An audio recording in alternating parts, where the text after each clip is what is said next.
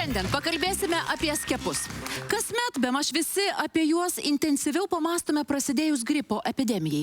Tačiau šį vakarą mes kalbėsime ne tik apie skiepus nuo gripo. Ar tikrai skiepas gali suluošinti gyvenimą? Staigiai taip iškart sutriko ritmas širdies ir viena išeitis transplantacija. Čia gripo pasekmės. Medicinos verslui, kad būtų kuo daugiau sergančių ir kad būtų kuo brangesni vaistai. Mergaitės gydytoja paskiepijo hepatito skiepų. Kitą dieną mes pamatėm, kad jos išmatos jau yra baltos. O ką tai reiškia? Tai reiškia, kad sutriko kepenų veikla ir atsisako kepenys dirbti. Kas vaikučiui pasidarė po savaitės? Po savaitės jis tiesiog gulėjo ir nejudėjo ir po to pradėjo mėlynuoti. Mėlynuoti. Taip, dėl to, kad negalėjo kvėpuoti. Nėra jokių perteklinių skiepų Lietuvoje, kuriuos siūlytų medikai. Jie per 6 mėnesius gauna 7 virusus. Kur jūs matėt gamtoj, kad žmogus gautų per 6 mėnesius 7 virusus? Pirmą gimimo sekundę. Yra beprotiškos. Mūsų svečias Rimvydas, susirgęs gripu, nesikreipė į medikus. Šiandien jis įsitikinęs, kad jei būtų pasiskiepijęs, gali būti, jam nebūtų reikėję ieškoti širdies donoro. Labas vakaras. Labas vakaras. Prieš kiek metų jūs susirgote gripu? Kokia tai sena istorija? Čia buvo kažkur 2000 metai maždaug. Tais metais toks gripas buvo įdomus be temperatūros. Reiškia, kaulas laužė, blogai jautiesi, bet temperatūros nėra. Aš jau buvau tokią patirtį turėjęs, kaip apšauktas poliklinikoje simulianto, kai kojas susimušęs buvau, tai aš kažkaip pagalvojau, ateisi be temperatūros, vėl pasakys eiklau, kad tu čia simuliantą atėjai, ne? Ir turėjau, sakau, ką jau, į darbą, va tai pravaikščiau tą gripą, o po to kirto širdį. Ai, tai jūs net namie nesigydėt, ėjot į darbą? Ne, tas ir yra, kad aš ėjau į darbą ir namie nesigydžiu. Po kiek laiko jau tos kaulus nustojo laužyt? Kaip baigėsi gripas persirgta, tai ir nustojo laužyt. Tai dar į žvejybą nuvažiavot iš tos laimės, ar ne? Ne, tai aš jau čia gal po mėnesio kokio, kai man jau pajutau tos šaltinius poveikius, jau tuos, gripo, reiškia. Tai jau čia buvo vėliau. Ką jautėt? Man staigiai taip iškart sutriko ritmas širdies ir, drebulys, toksai kažkoks širdies ritmo sutrikimai, skausmas.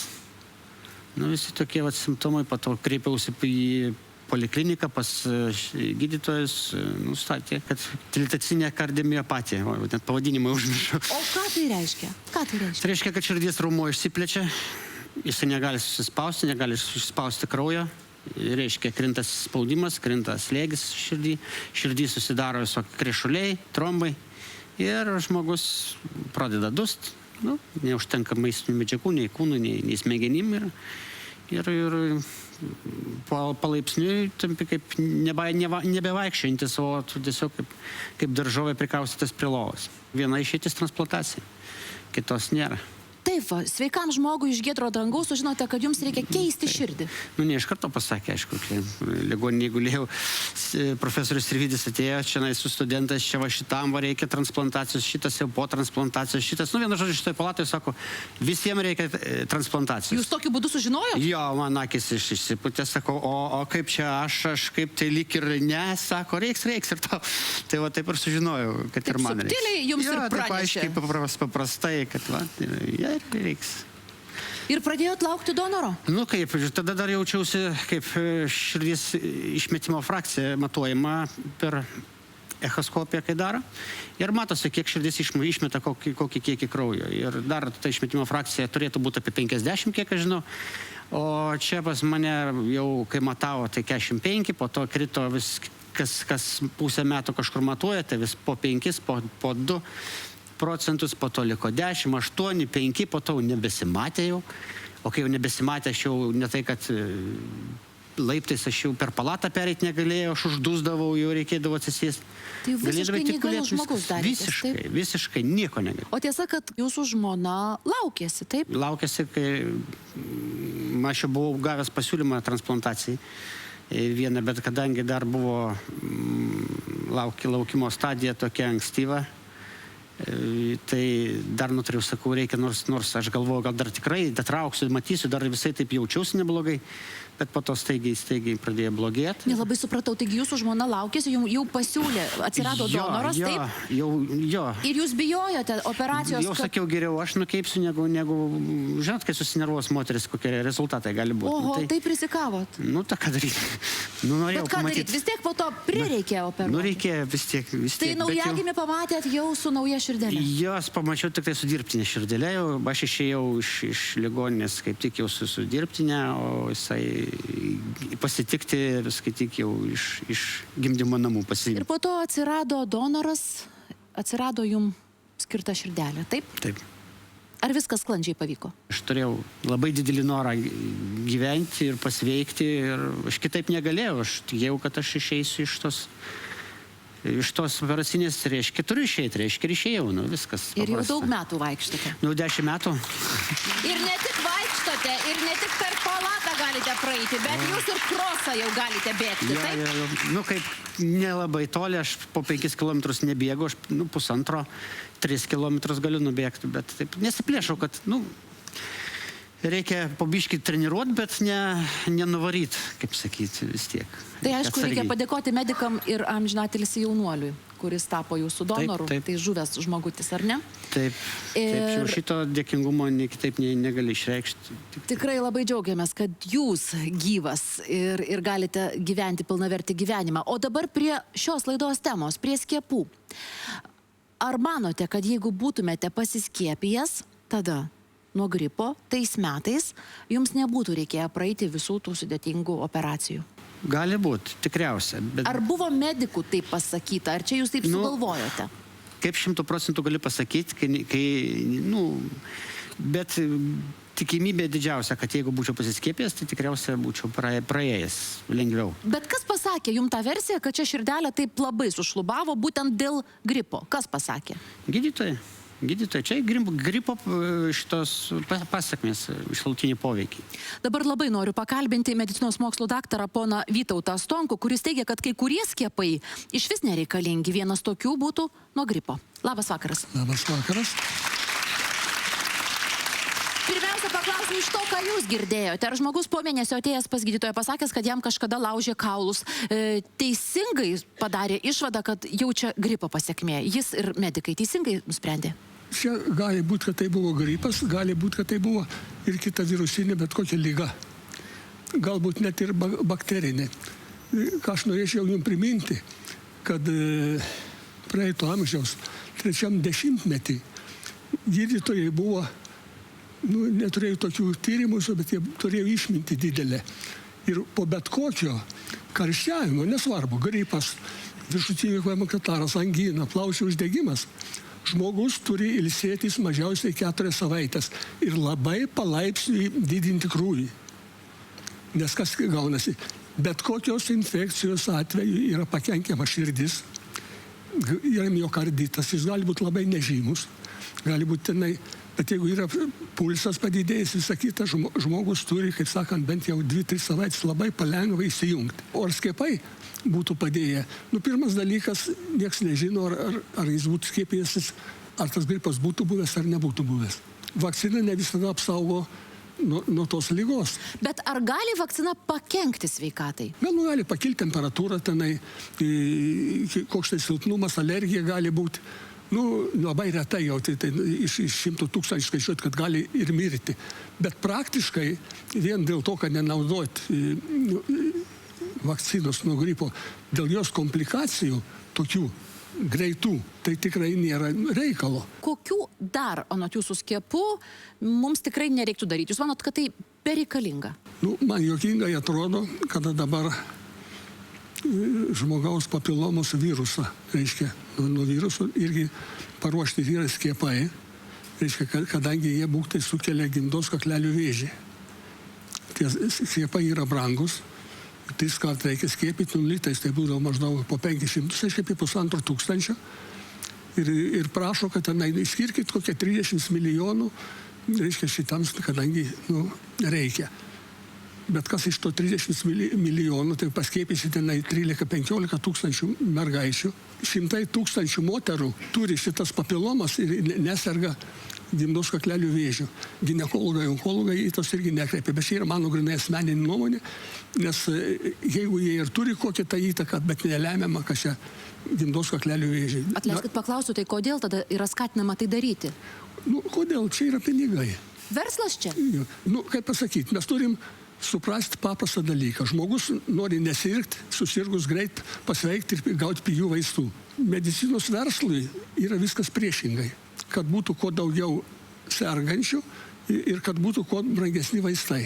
Jau 2003 metais Jungtinėse valstijose buvo atlikti dideli tyrimai ir nustatyta, kad nuo medicinos per metus Jungtinėse valstijose žūsta beveik 800 tūkstančių žmonių. Nu, juose gyvena apie 5% planetos gyventojų, o jie sunaudoja 40% visų pasaulyje gaminamų vaistų. Ar jie mažiau serga? Jie serga žymiai daugiau. Ir, pavyzdžiui, šitos visos vakcinos, nebūtinai, kad gripo, kuo jos yra negeros. Kas tai yra vakcina? Tai yra susilpninta bakterija, jie auginama ant vištos kiaušinių baltymo. Kai jis stabilizuotus ir ilgiau galiotų, yra pridedama įvairiausių priemaišų, ir aliuminio, dar prieš 10 metų buvo gyvsidabris dedamas ir taip toliau. Nu, bet tai netaip svarbu artimų metu, bet šitie vaistai labai kenkia smegenų imuninę sistemą. Kas gali su žmogum darytis vėliau? Pavyzdžiui, senatvėje, vyresniam amžiui. Kas? Tai tam ir dalykas yra, kad yra smegenų imuninė sistema, bet apie ją nieks nekalba. Jis surasta 1973 metais, vokiečių mokslininkas surado, o 2012 metais jam už tai buvo suteikta Nobelio premija.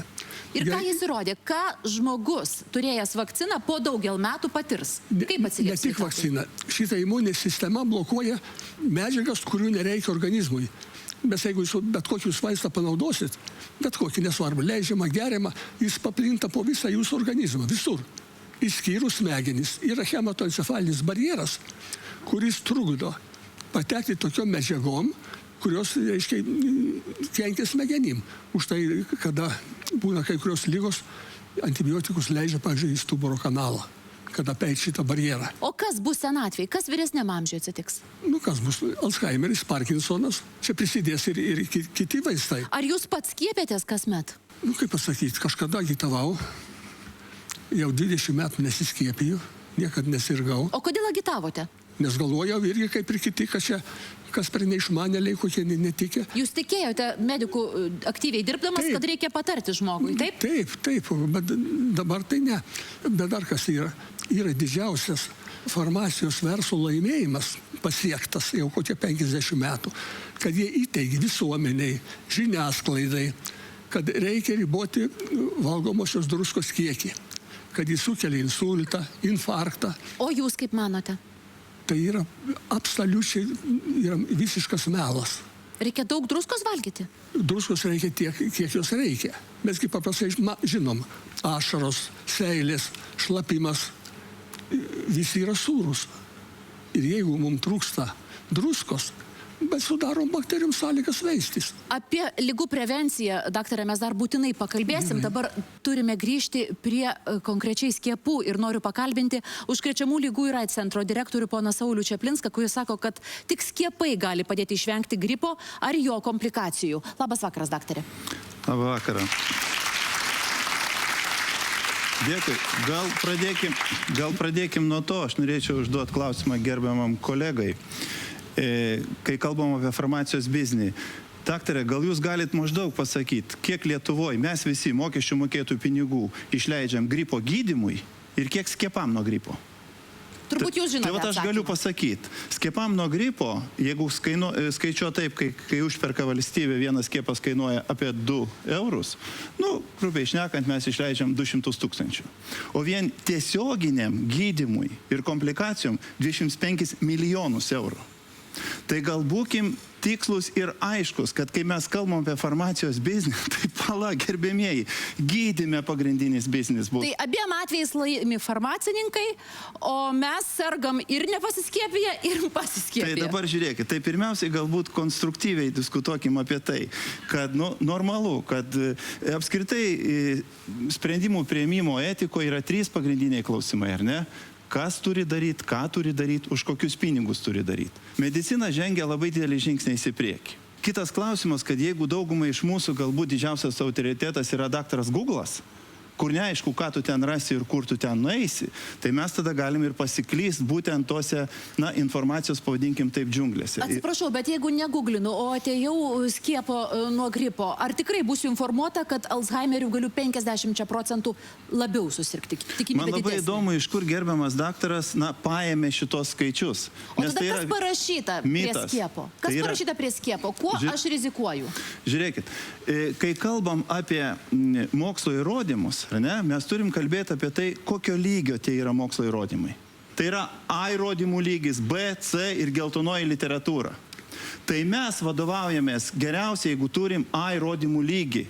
Keista būtų, jeigu šiais laikais mes neigtume medicinos laimėjimą ir pradėtume kalbėti apie tai, kad skiepai visiškas blogis ir iš vis nereikalingi. Kitas klausimas, jeigu diskutuoti apie tai, koks galbūt turėtų būti skiepų kalendorius, kokie skiepai reikalingi, kokie Ar galbūt... jūsų nuomonė visi skiepai reikalingi, kuriuos taip dažnai medikai pasiūlo Lietuvoje? Aš manyčiau, kad nėra jokių perteklinių skiepų Lietuvoje, kuriuos siūlytų medikai.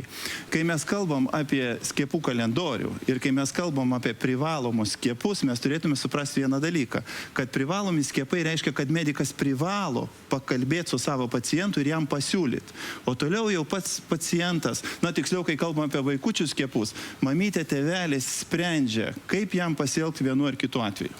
Daktare, bet ar sąžininkai kabinete pasako, taip, mama, tėti, atėjo metas jūsų kūdikį skiepyti, dar būkim bėdni, bet teisingi, pirma para po gimdymo, tarta nelabai susigaudai, bet pasako, mes jums siūlome daryti tokį ir tokį skiepą, bet žinokite, kad jūsų vaikas tiek ir tiek procentų, kad gali, pavyzdžiui, ten turėti kepenų problemų po to. Ar pasako tą faktą? Ar sako, laikas daryti skiepą, į kulną ir išeina? Žiūrėkit, vienas dalykas turėtume suprasti apie tai, kai skiepų dokumentacijoje, kai kalbam apie tai, kad kokios galimos pašalinės reakcijos, tai nereiškia, kad jos būtinai išsivystys ir būtent, kaip čia buvo pasakyta, 50% ar panašiai. Iš kur tokie skaičiai? Kitas klausimas, kad dažniausiai, kai kalbam apie skiepus, susiduriam su tam tikrom, taip vadinamom, nepageidaujamo reakcijom į skiepus. Išimtinais atvejais kartais jos gali būti labai sunkios. Bet tai yra tikrai palygint reta ir ta skiepų santykis tarp naudos ir žalos, aiškiai visumoje nusveria į skiepų pusę. Aš labai noriu pakalbinti dvinukių mamą Ingridą, kuri po skiepų gan greitai su viena mergaitė atsidūrė ligoniniai, o kitai taip pat pasireiškė stipri alerginė reakcija. Mama įsitikinusi, tai skiepų pasekmė. Tik įrodyti, ko gero, gan sunku. Labas vakaras. Labas vakaras. Ar jūs sutikote su visais skiepais nuo pat gimimo? Taip, kadangi iš tikrųjų buvom susidūrę, kad medicininė sistema labai subtiliai, labai gražiai iš tikrųjų prižiūrėjo mane kaip dvinukių mamą, visiems medikam buvom dėkingi ir iki mergaičių ateimo į šį pasaulį negalėjom su vyru net kaip ir drįsti abejoti, kad vaikučiam iki 1 metų mūsų valstybėje nebus padaryta daugiau net negu 100% iš mūsų medicininės sistemos, kad jie iš tikrųjų būtų sveiki, kad kiekvienas vaistas ar kiekvienas, nežinau, dūris įvertintas yra visų medikų, kad dozės yra teisingos. O dabar taip nebemanot? Dabar taip nebemanau. Iš tikrųjų mes labai skaudžiai suklydom. Mes visiškai pasitikėjom tą rekomendacinių skiepų kalendorių kūdikiams. Ar jums buvo įvardintos rizikos prieš pasirašant? Ne, iš tikrųjų nebuvo neįvardinami skiepai, kokiais bus skiepijama, nebuvo neįvardintos rizikos. Tiesiog vienintelis buvo matyti sutikimas, kurio ir tai aš neprisimenu, nes iš tikrųjų jūs esate teisi. Tuo metu mums didžiausias įvykis buvo dvynių atėjimas. Mergaitės gimė 36 savaičių, tai yra anksčiau 4 savaitės. Ir mums buvo svarbiausia, kad vaikučiai ateitų sveiki. Tai žinoma. Ir dabar apie tą lemtingą skiepą. Jums buvo pasiūlytas koks ir kada? Pasiūlymo tokio kažkokio nebuvo, jie ėjo pagal programą. 6 mėnesių mergaitėms turėjo būti skiepijamas 3 difterijos, tabliugės, kokliušo, ten 5 virusų skiepas. Mergaitės biškai blogai jautėsi, slogavo, todėl mūsų gydytoja paskiepijo jas, kažkodėl vis dėlto paskiepijo hepatito skiepų, pasakė, kad tą skiepą atideda, dar prieš tai buvo skiepai atidedami mėnesį kažkur tai, nes jos sirguliavo. Ir... Aš atsiprašau, ta vieta, Ingrida, jūs sakote, kažkodėl vis tiek jį nusprendė paskiepyti. Tai kaip, net nebesitarė, bet vis tiek pasirašėt? Iš tikrųjų, medikas, bet kuris medikas vaikučio turėtų neskiepyti, jeigu jisai sloguoja, jeigu jis šiek tiek karščiuoja, jeigu jisai blogai jaučiasi. Vaikas turi būti visiškai sveikas tam, kad jis gautų skiepą. Ta dabar aš jau žinau. Dar turėčiau pasakyti tai, kad viena mažylė pas mus gimė 2 kg, kita 3 kg. Tai yra svarbu, kada yra šnekama apie skiepą. Taip. Tai yra koks svoris kūdikio. Taigi mūsų mažylė 7 mėnesių, kažkur 10 dienų po to skiepo, prasidėjo nerealus klyksmas ir skausmas, matosi, kad jinai klykia iš skausmo. Mes su vyru ir riečiasi, mes su vyru nesupratom, kas atsitiko, galbūt tiesiog viduriukai, įdėjom mikroklizmutę ir vaikas iškakojo tokį mažą rutuliuką ir neteko kaip ir sąmonės. Dabar aš tą suvokiu, kad jinai realiai neteko sąmonės ir užmėgo. Mums tada pasirodė, kad matyti tiesiog ir tai reikėjo ją iškakoti. Tai buvo pirmas toks momentas, kur man kažkas ne taip, tada kitą dieną sekė savaitgalis, aš netyčia pamačiau, kad jos akyčių obuoliukai yra geltonesni negu sesės. Parodžiau tą vyrui, sakau, kažkas čia ne taip, bet irgi lyg ir dar vaikas, būsena jo lyg ir normali ir su sesė palyginus normali. O dar kitą dieną mes pamatėm, kad jos išmatos jau yra baltos. O ką tai reiškia? Tai reiškia, kad sutriko kepenų veikla ir atsisako kepenys dirbti. Jūs supratote tai? Ne, mes to nesupratome. Aš tiesiog turėjau pažįstamą medikę, kuriai skambinau ir klausiau, ką daryti. Ką ji pasakė? Skubiai į pasakė ligoninę? Staigiai į Santariškėse infekcinę. Ir ką pasakė Santariškėse? Santariškėse, žinot, galima juos suprasti, sekmadienio popietę, labai didelė eilė, labai daug žmonių, mes čia ateinam su 2 dvinukėm, kažkas negerai, patikrinkit, paimkit visus tyrimus. Paėmė tyrimus iš mažesniosios, nes iš tikrųjų reikėjo imti kraują iš galvytės, procedūra labai baisi, vyras neleido imti kitai mergaitai, kuri kaip ir nesijautė labai blogai iš galvytės kraujo. Ir mums Santariškėse pasakė, darykit ką nors, galvokit ką daryti, ieškokit privataus mediko, jūs čia lauksit 2 valandas mažiausiai, jūsų kūdikiai maži, jūs čia apsikrėsite dar neaišku kokiom infekcijom. Mes išėjom su 2 kūdikiais į Santariškės, į lauką ir su telefonais skambinėjom, ieškojom privataus gydytojo, kuris sutiktų mus apžiūrėti. Kokia diagnozė, kokios išvados, Ingrida? Diagnozė yra tokia, kad mūsų mažyliai tulžies akmenligė buvo pripažinta ir tuo metu jai tie visi skausmai, paskui mums dar buvo gal 3 ar 4 priepuoliai mėnesio bėgyje, tai su vėmimais, tai yra jos tulžyje buvo akmenukai, kurie išeidinėjo ir būtent tą pirmą kartą vienas akmenukas užkišo lataką, tai dėl to atsisakė kepenų veikla. Gulint infekciniai ligoniniai išėjo tas akmenukas, tačiau buvo dar daugiau tų akmenukų, buvo daugiau priepuolių. Kaip čia susijęs su skiepu? Ar tuos akmenys galėjo kažkaip čia suformuoti? Bandė mums pasakyti, kad tai yra alergija galbūt pienui. Ir aš tai paklausiu gydytoją, ar jūs neatmetate to fakto, kad tai gali būti hepatito B skiepo pasekmė. Labai gaila, kad sistema tokia, jog medikai bijo ir jie tyli. Bet matyti tą nuleistą galvą ir pasakyti, taip, aš neatmetu to fakto. Čia gydytoja taip pasakė? Taip, čia gydytoja pasakė. Toliau tęsiasi mūsų pokalbis, kur jinai pasakė, kad jie savo anūkę pradėjo skiepyti tik nuo 3 metų. Tai yra, tai atveria akis, tada pradedi klausinėti daugiau kas kaip kodėl. Ir šiandien aš tikrai esu įsitikinus, kad tai yra hepatito B skiepo pasiekmė, juo labiau, kad šalutinių poveikių sąraše šita liga yra įrašyta. Be to mes turim pažįstamą biochemiką Vokietijoje. Aš skambinausi, klausiau, ar tai gali būti. Taip, tai gali būti. Kodėl Lietuvoje kūdikis gauna tokią didelę dozę skiepų jau pirmą gyvenimo dieną? Pratęsime po reklamos. Čia yra kaip yra. Hepatitas B yra labai klastinga liga ir įvertinus visas aplinkybės, va dėl ko anksti vaikučiai yra skiepijami. Šitas skiepas yra kurtas narkomanam ir prostitutėm. Kam reikalinga kūdikiui pirmą dieną gauti pusę suaugusiojo dozės hepatito B skiepo? Ponas Šiplinskai, atsistokit, aš jums suleisiu 40, 50 dozių hepatito B skiepo. Jūs išeisit iš šitos scenos? Kas vaikučiui pasidarė po savaitės? Po savaitės jis tiesiog gulėjo ir nejudėjo. Ir po to pradėjo mėlynuoti. Mėlynuoti. Taip, dėl to, kad negalėjo kvėpuoti. Bendrai neinu į poliklinikas. Aš nežinau, kas mano šeimos daktaras. Per 6 mėnesius gauna 7 virusus.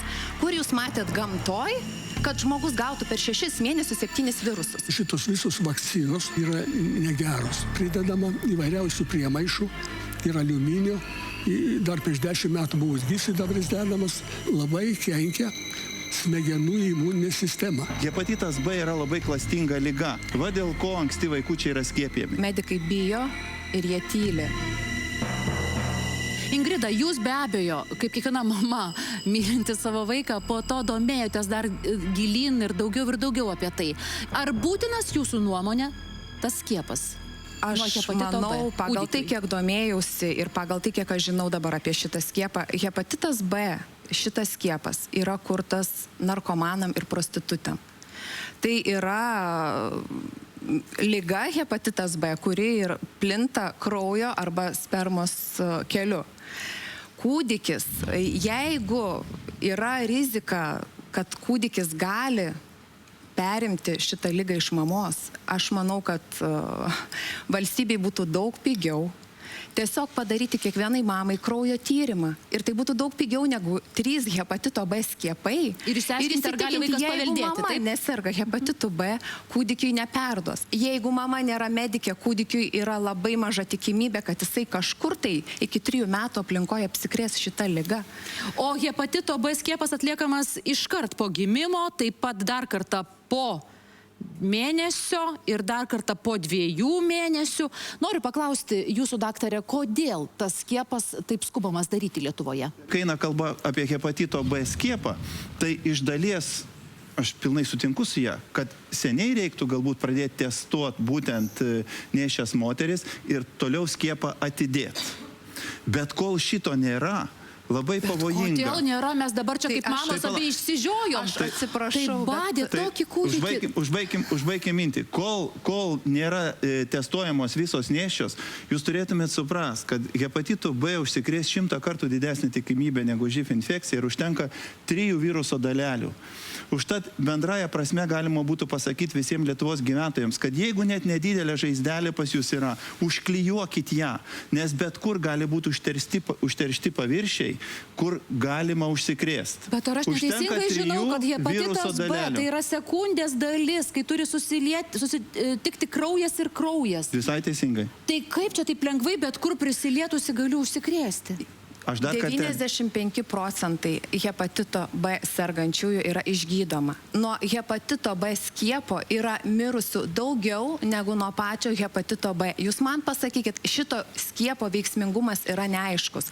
Kam reikalinga kūdikiui pirmą dieną gauti pusę suaugusiojo dozės hepatito B skiepo? Ar jūs įsivaizduojat, ką jisai gauna? Mes sakom, kad jam šviesa yra blogai. Tai yra tas pats, kas aš šiandien sakyčiau, ponas Šiplinskai, atsistokit, aš jums suleisiu 40, 50 dozių hepatito B skiepo. Jūs išeisit iš šitos scenos? Jūs turite minti, kad dozė yra tokia arklinė vaikui, taip? Taip, kai aš sužinau, kad mano 2 kilogramų kūdikiu yra suleidžiama pusė suaugusiojo dozės, vaikučių iki 2 metų kepenys yra neišsivystę. Jinai gauna pirmą dieną su neišsivyščiusiom kepenim. Niekas mūsų sistemoje nežiūri, ar kūdikis yra gimęs anksčiau, neišnešiotas ar išnešiotas. Jos kvėpavo pačios, jiems nereikėjo intensyvios terapijos skyriaus. Vadinasi, šitau, pirmą dieną aš tau suleidžiu pusę suaugusio dozės hepatito B skiepo. Jūs taip žiūrite į pono Saulių, ne jis suleido. Mes kalbam apie tą patį, visai teisingai. Mes kalbam apie tą patį, kad vis tik tai mokslas vystosi ir taip toliau. Ir dabar aišku, kad būtų logiška šitą skiepą truputį atidėti, bet pagalvokim, kas bus, kad užsikrėtimo tikimybė labai labai didelė. Toliau, ponia Ingrida, atleiskit, na, jūs truputį supainiojot, bet nieko tokio. Nuo hepatito C skiepų nėra ir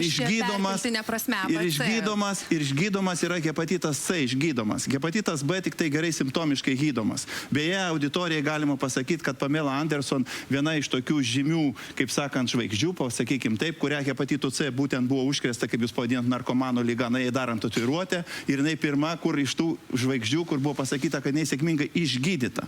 Hepatitas B yra labai klastinga lyga ir įvertinus visas aplinkybės, va dėl ko anksti vaikučiai yra skiepijami. Bet aš pilnai pritariu jums, kad reiktų keisti būtent bendrą tvarką ir skiepyti naujagimius tik tai infekuotų mamyčių, o ne infekuotų atidėti. Ar galime jūsų, ponė Sauliau, paprašyti po šios laidos inicijuoti, peržiūrėti šią tvarką, nes mes pakalbėsim ir išsiskirstysim. Tai jau yra inicijuota. Kitas dalykas, kad dėja kartais tokie procesai, na, užtrunka. Bet tai kas čia suinteresuotas, mums rūpi? Kodėl užtrunka iš tikrųjų? Jūs šitoje sistemoje, kaip užkrečiamų ligų ir AIDS centro direktorius, aš nesuklysiu, jūs dirba 10-15 metų. Kiek? Šitas pasiūlymas mūsų jau yra teiktas prieš keletą metų. Bet dėja... Jums tai kelia šypseną, o man, žinokit, yra graudu, nes mūsų valstybė žaloja kūdikius. Kodėl tokia valstybė kaip Šveicarija, jai matyt biškis labiau rūpi, kas pensijas mokės? Nes šitas skiepas toje šalyje yra rekomenduojamas tik tai paaugliams, kurie pradėjo... Visai kitas. Visai kitas paplitimas. O kokį jūs žinot paplitimą, jeigu jūs visus skiepijat nuo šito skiepo, net netikrinat mamyčio, ar jos serga šitą ligą? Manęs gyvenime niekas neėmė kraujo ir netikrino, ar aš sergu šitą ligą ar ne. Apie kokį paplitimą jūs šnekat? Šitas skiepas yra genų inžinierijos produktas. Jeigu aš būčiau žinojusi, kad mano kūdikiui pirmą dieną su neišsivyščiusiam kepenim suleidžia genų inžinierijos produktą, aš tikrai būčiau pasakius ne. Nes aš jogurtą pirkdama žiūriu, ar ten nėra GMO. Jūs turėtumėte suprasti dar ir kitą dalyką, kad politiką nustato politikai. Mes, medikai, nesvarbu kurios grandies, mes esam jos vykdytojai. Ir čia mūsų nuomonė su jumis absoliučiai sutampa.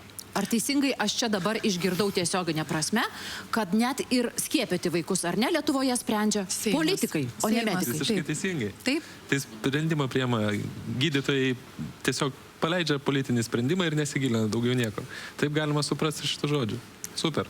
Kęstutis, prieš sūnui atliekant MMR, tai yra tymai raudoniukė vėjaraupiai, taip, tokį skiepą, klausė medikų, ar tai saugu. Medikai sakė, saugu.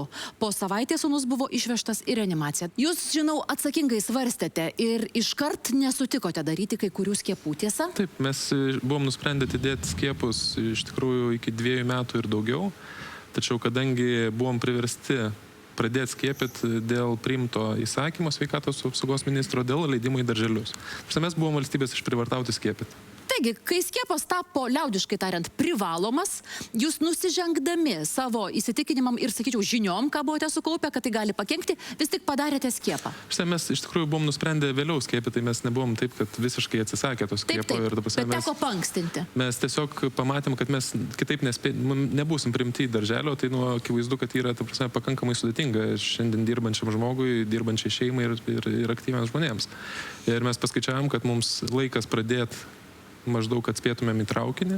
Ir pirmas skiepas, kurį rekomendavo daryti gydytoja, tai buvo būtent nuo MMR vadinama, tai yra Priorix skiepas. Ir po to skiepo mes turėjom gana sudėtingą šalutinę reakciją. Kas vaikučiui pasidarė po savaitės? Po savaitės jis tiesiog gulėjo ir nejudėjo. Ir po to pradėjo mėlynuoti. Mėlynuoti? Taip, dėl to, kad negalėjo kvėpuoti. Atvažiavo greitoji pagalba. Taip, šiek tiek, kaip pasakyta, atgaivino vaiką su deguonies kauke, bandė kviesti reanimobilį dėl to, kad matė, kad situacija yra sudėtinga, tačiau aplinkui jų nebuvo. Ir tiesiu taikymu į, kaip sakant, į ligoninę. Taigi su paprasta greitąja pagalba išvažiavote į ligoninę, patekote į reanimaciją, ten buvo suleista, kaip suprantu, nemažai kokių vaistų? Kiek žinau, suleido atpalaiduojančių vaistų ir vaikas atsigavo maždaug per 2 valandas kažkur, bet tuo metu, kai jis atsidūrė reanimaciją, tai mums buvo pasakyta važiuoti namo ir laukti rytoj per pietų skambučio. Po valandos, po 2 galbūt paskambino, pasakė, atvažiuokit, jūsų vaikas nori, kaip sakant, iš seselės pavalgyti gauti. Po to dar kiek laiko jautėte pasiekmes? Kas darėsi vaikui? Vaikas miegodamas trūkčiojo. Ta prasme, būdavo tokie nevalingi traukuliai, susitraukimai, kojų judesiai ir tas dalykas tęsiasi. Bijau sumeluoti, bet apie 1,5 metų mažiausiai. Tai buvo atliekami įvairūs tyrimai, buvo, taip sakant, smegenų encefalograma buvo daryta, ir taip toliau ir panašiai. Bet šiandien dienai... Taigi, tyrimai atlikti. Ar įrodyta, kad tai dėl skiepo? Tyrimai buvo atlikti toli gražu nesiekiant išsiaiškinti skiepų įtakos. Tyrimai visi, kurie buvo atlikti ieškant kitų priežasčių. Atsiprašau, ar čia iš tos ironijos girdžiu, kad čia mėgino pripiešti, nuo ko čia galėtų būti? Tai žinoma. Ta prasme, dėl to, kad paprasčiausiai, sakykime, gydytojai, kol vaikas gulėjo ligoninėje, tai yra 4 dienas, 4 skirtingi gydytojai mums iš pradžių juokėsi, kai mes klausim, ar čia gali būti nuo skiepo. Po to bandė ieškoti, sakykime, gripo kažkokio, tai gripo nerado, atliko tyrimus. Tas gydytojas, kuris norėjo padaryti tą tyrimą, kai yra įleidžiama pro nosį įmamams mėginys gripui, labai drąsiai tą sakė, nes čia dabar gripo sezonas, nes buvo sausio mėnuo, tai čia žinokit garantuotai. Dėja, po to netgi atsakymo neatnešė. Bet sužinojom, kad buvo paneigtas gripo variantas. Grįžau namo, įsijungiau internetą, atsiverčiau informacinį lapelį skiepų ir kaip iš natų perskaičiau mano vaiko simptomus. 2 skirtingų tipų bėrimai, traukuliai ir taip toliau ir panašiai. 4 dieną, kai pradėjau klausinėti gydytojos, kodėl jinai nepripažįsta to, kas yra parašyta informaciniam lapelį, iš pradžių bandė išsisukinėti. Po to pakvietė skyriaus vedėja pripažino ir pateikė, kiek aš žinau, pranešimą apie vakcinos šalutinį poveikį. Sakykite, daktare, kodėl mūsų medikam taip sunku pripažinti, kad, na taip, retas atvejis, bet atsitiko nuo skiepo? Lietuvoje nėra ne vieno mirties atvejo, jūs įsivaizduojate? Čia kabutėse jūs sakote? Ne tik, kad kabutėse.